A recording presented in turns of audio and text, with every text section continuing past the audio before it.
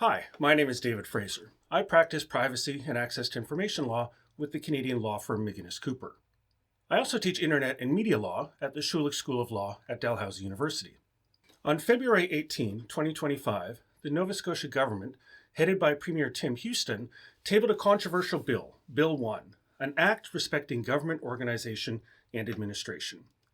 It does a lot of things that are making a lot of people nervous and concerned. One thing that was an additional surprise is between clauses 16 and 21 affecting access rights under our Freedom of Information and Protection of Privacy Act, which is often called FOIPOP for short.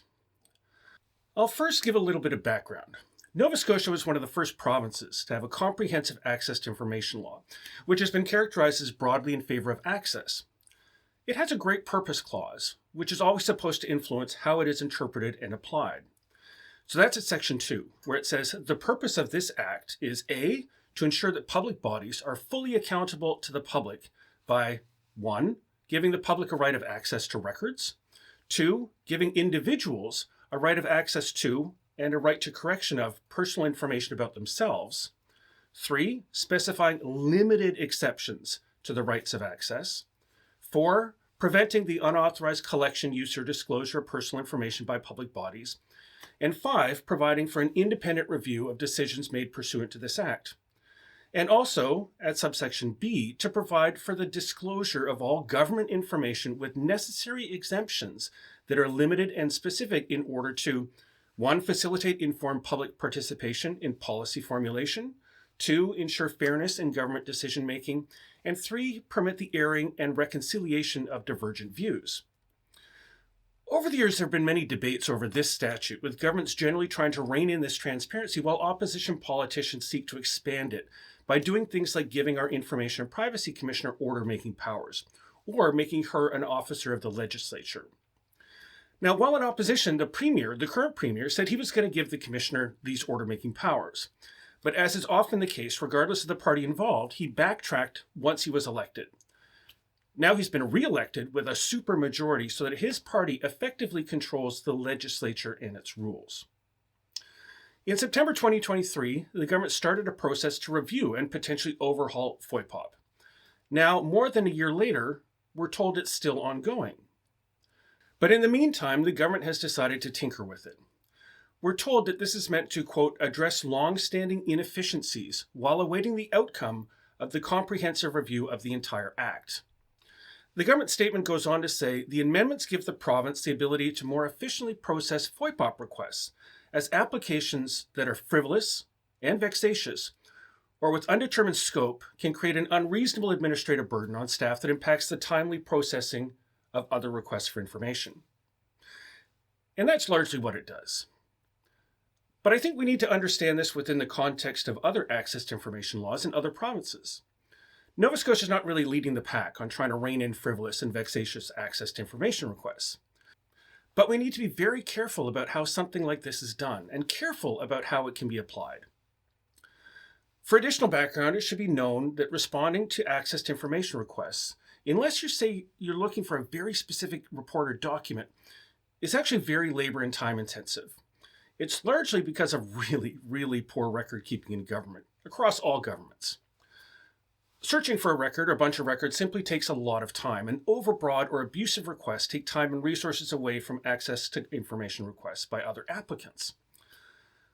So this bill, at least this portion of the bill, adds a few sections to FOIPOP.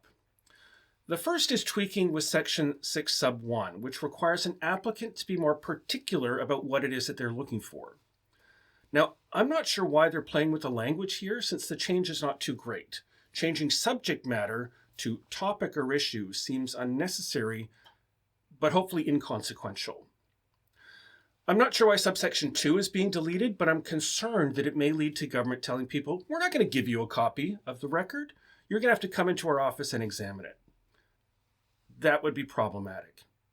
But a new subsection 2 says, quote, for greater certainty, a request for access to a record must specify the record requested, or where the record in which the relevant information may be contained is not known to the applicant, provide sufficient particulars as to time, place, and event to enable a person familiar with the topic or issue to identify the requested record.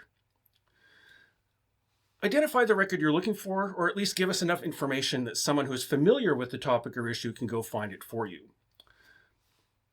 Subsection 3 is interesting. It will eliminate requests that are looking for things like all email messages sent by or to this government official between this date and that date. The applicant will have to specify the topic or issue to which it relates. I think the government hopes that this will limit what they think of as phishing expeditions through government email systems.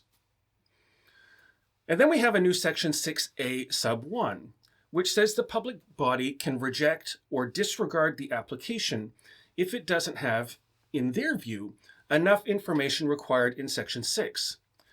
Now, notably, it says subject to clause 7.1a, which is the public body's duty to assist the applicant in identifying the record and to respond without delay to the applicant openly, accurately, and completely. That's good. If they'd removed that duty, I would have found that to be very troubling. The new section 6A2 gives the public body the authority to disregard requests where the head of the public body is of the opinion that A, the requests are trivial, frivolous, or vexatious. B, the requests are for information already provided to the applicant. C, the requests amount to an abuse of the right to make a request because they are unduly repetitive, systematic, excessively broad or incomprehensible, or otherwise not made in good faith. Or if responding to the request would unreasonably interfere with the operations of the public body.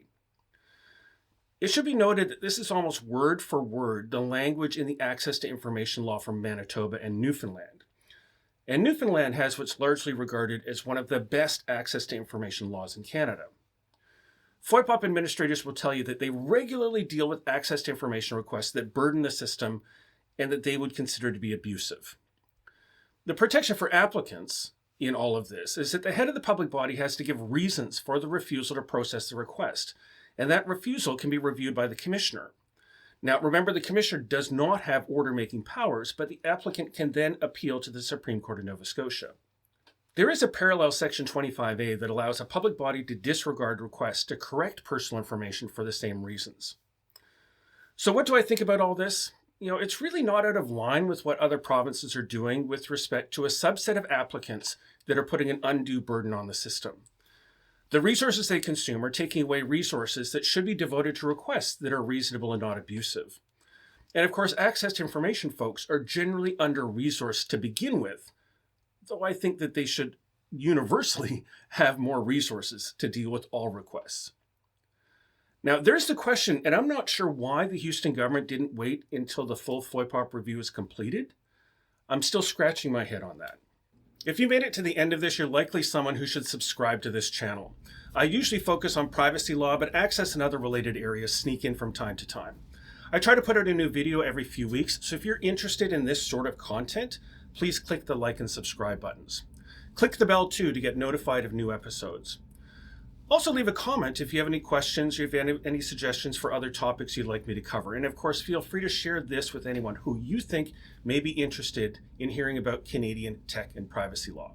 Thanks for tuning in.